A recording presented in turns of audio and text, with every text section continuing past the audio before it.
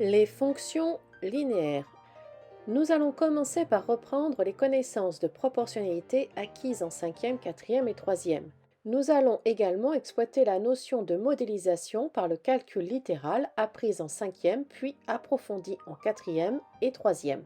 Voici un exercice de cinquième. Un marchand de fruits vend des pêches à un prix proportionnel à la masse achetée. Un client achète 2 kg de pêche pour 6,40 €. Combien paiera un client qui achète 5 kg de pêche? Pour résoudre cet exercice, j'utilise un tableau. Sur la première ligne, je parle de la masse des pêches en kilogrammes et sur la deuxième ligne, je parle du prix en euros. J'ai l'information dans le texte que 2 kg de pêche coûtent 6,40 € et je veux savoir combien vont coûter 5 kg de pêche. Je commence par calculer le coefficient de proportionnalité. Pour cela, je fais le nombre du bas 6,40 € divisé par le nombre du haut 2 et j'obtiens 3,2. Prenons le temps de donner du sens à ce coefficient de proportionnalité. Cela veut dire que 1 kg de pêche coûte 3,20 €. Je mets ma bulle sur le côté du tableau. Pour descendre, je multiplie par 3,2. Je fais donc 5 fois 3,2, ce qui me donne 16. Mais maintenant, je vais modéliser cette situation, c'est-à-dire que je généralise. Je ne connais plus la masse achetée.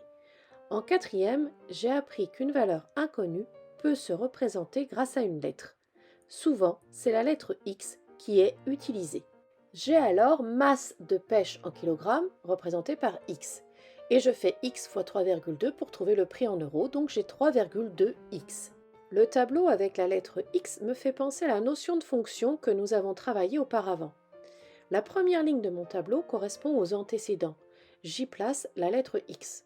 La deuxième ligne me donne les images qui ont pour notation f de x ou y. En utilisant la notation des fonctions, ma situation de proportionnalité peut être modélisée par la fonction suivante, f de x égale 3,2x ou la fonction f qui a x associe 3,2x. Tous les exercices de proportionnalité pourront se modéliser par une fonction. Le coefficient de proportionnalité multipliera le nombre de départs pour savoir ce qu'il devient. J'aurai nombre de départs fois coefficient égale nombre d'arrivées. Cela me rappelle également le cours sur les pourcentages, qui est un cas particulier de la proportionnalité. Mais dans ce chapitre, mon coefficient s'appelait coefficient multiplicateur. Je retiens, toute situation de proportionnalité peut se modéliser par une fonction.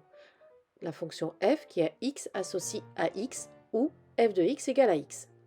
Où le nombre a est le coefficient de proportionnalité du tableau, le coefficient multiplicateur si je travaille sur les pourcentages.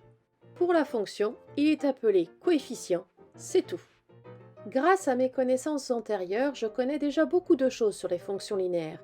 Finalement, la nouveauté est le lien avec la proportionnalité et les fonctions, ainsi que le vocabulaire de fonctions linéaires. Premièrement, je sais calculer une image. Je sais également trouver un antécédent. Tout ce vocabulaire et les techniques ont été étudiés dans le chapitre de la notion de fonction. Deuxièmement, en quatrième, j'ai découvert la représentation graphique d'une situation de proportionnalité.